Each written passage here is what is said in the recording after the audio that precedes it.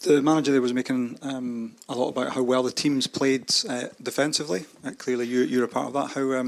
How much is that music to your ears, and how well do you think you and the guys at the back have been doing? Yeah, I think we've done very well. I mean, at least in the time I've been here, we've been very, very solid. I think any good team is built on a solid defence, and we as a team press very, very high up the pitch, and we defend very, very well everywhere. We minimise chances for oppositions, and I think we give ourselves a platform to go and win games. Very, very happy with that. Players, how important is Europe this season? It's not where you wanted to be in Champions League, so how important is Europa League this season? It's massively important. This is our reality. We can't affect the past now. All we can go and do is do as well in this competition as possible. So it's absolutely vitally important for us. The fans tomorrow, the manager saying he's urging them to turn up, he's urging them to make noise, to make the atmosphere as hostile as possible. What would your message be to the fans, some of whom are unhappy with the way the club's being run at the minute? Well, listen, I completely understand the fans' frustrations. All I will say is we have the most incredible fans.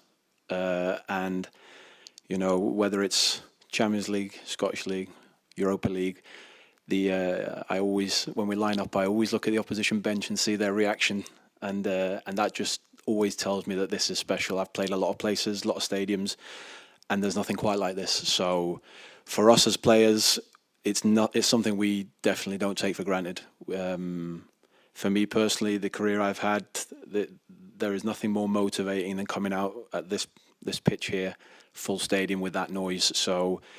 I completely understand the frustration. I completely understand the fans wanting to voice their opinions, but we need you. That would be my message. We need you. And it's up to us, of course, to go and produce and to get that noise and get that energy in the stadium.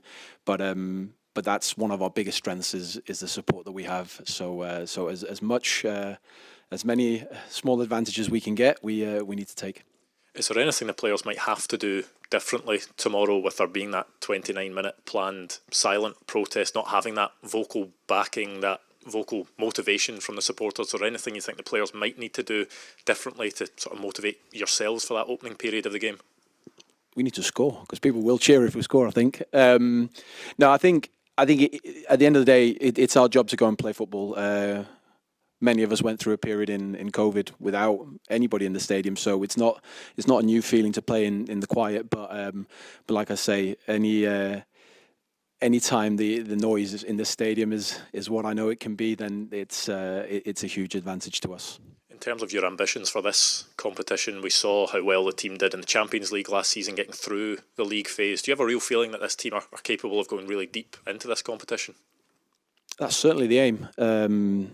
Anytime you put on a Celtic shirt, you're expected to win. Whether it's in Europe, whether it's in Europa League, Champions League, whatever it is, you're expected to win, and that's the expectations that we have for ourselves. So, like I said before, this is an extremely important competition for us.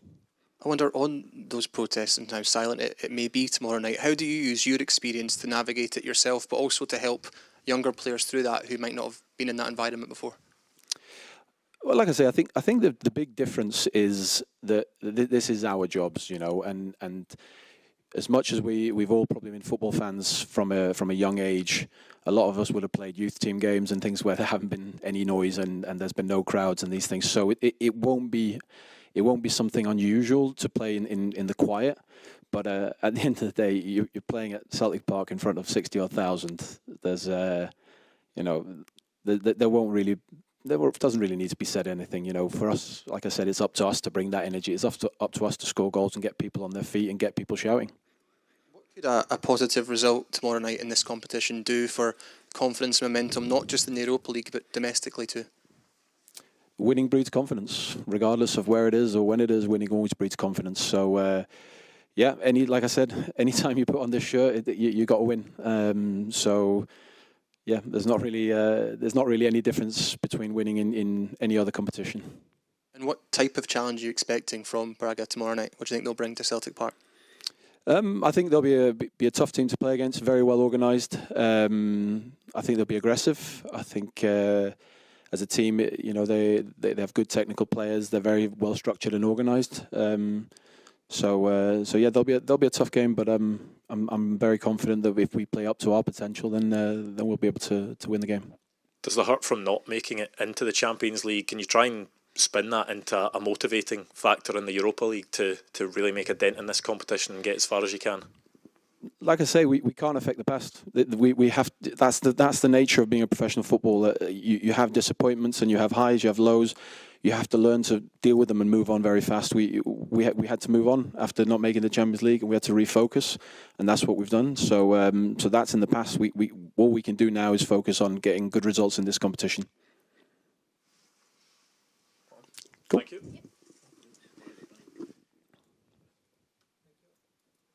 Hi, Kasper. Hi. André Castro Ribeiro from RTP, Radio Television of Portugal. I want to ask you, what memories do you kept from Portugal, and if you follow the Portuguese league? Yeah, lots of good memories. Obviously lived there for 2 years, and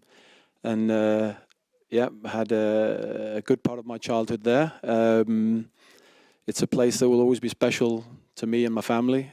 We did our pre-season in Cascais this summer, and it was the first time for probably 20 years that I've been back to see my old house and my old school and all those things. So it was nice to kind of see, and I like I say, holds a lot of good memories, and obviously because of my connection to Portugal and to Sporting and these kind of things, I obviously look at the results. I have a couple of former teammates in Morten Hjulmand and Zeno de Bast that plays in Sporting, so I keep an eye on it.